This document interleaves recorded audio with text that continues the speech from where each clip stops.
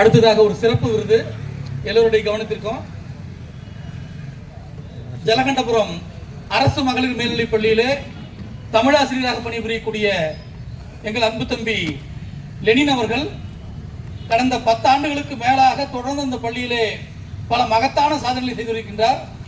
குறிப்பாக இந்த ஆண்டு அவருடைய வகுப்புல 105 பேர் 10ஆம் வகுப்பு தேர்வு எழுதியிருக்காங்க. தமிழ் 105 பேர் தேர்வு எழுதுனதுல 100க்கு 100 4 பேர் வாங்கியிருக்காங்க. தமிழ்ல 100க்கு 100 4 பேர், 100க்கு 99 4 பேர், 100க்கு 98 10 பேர், 90க்கு மேல 53 பேர், 80க்கு மேல 81 பேர். அதாவது 105 பேர்ல 81 பேர் 80க்கு மேலேயே வாங்கியிருக்காங்க. வகுப்பினுடைய சராசரி ஒரு அரசு பள்ளியில தமிழ் பாடத்துல 105 பேர் எழுதி வகுப்பு சராசரி 87, 100க்கு 87. இது இந்த ஆண்டு மட்டுமல்ல, தொடர்ந்து பல்வேறு ஆண்டுகளாக பல ஆண்டுகளாக நான் தம்பி வாழ்த்திட்டே இருப்பேன். எப்பவுமே இந்த தமிழ்ச்சங்கம் ஆண்டு விழா நடத்துறதுனால ஒரு சிறப்பு பரிசு அவருக்கு கொடுத்து அவரை கௌரவிக்கணும்.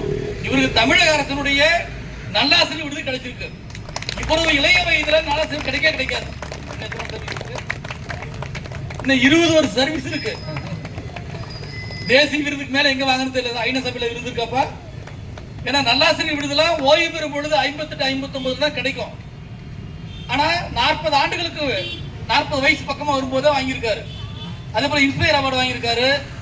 இப்ப இந்த வாரம் சேலம் மாவட்டத்தில் சிறந்த ஆசிரியர்கள், அதாவது தொழில்நுட்பத்தை பயன்படுத்தி நடத்தக்கூடிய ஆசிரியர்கள் சொல்லிட்டு அதுல விருது வாங்கியிருக்காரு. இவரை வாழ்த்துவதிலே, ஒரு வளர்ச்சி அடைவதிலே மேற்கு தமிழ் சங்கம் மிகுந்த மகிழ்ச்சியும் பெருமை அடைகிறது. தோழர் சங்கர் அவர்களை இந்த பரிசீலனை வழங்க அழைக்கின்றேன். வாங்க சங்கர், அது சட்டம் ஒன்று இருக்கு, அதை சொல்லுங்க.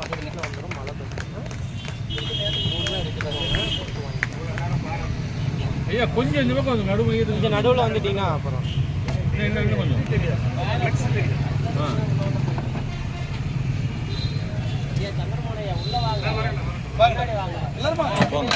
எல்லாருமே வாங்க.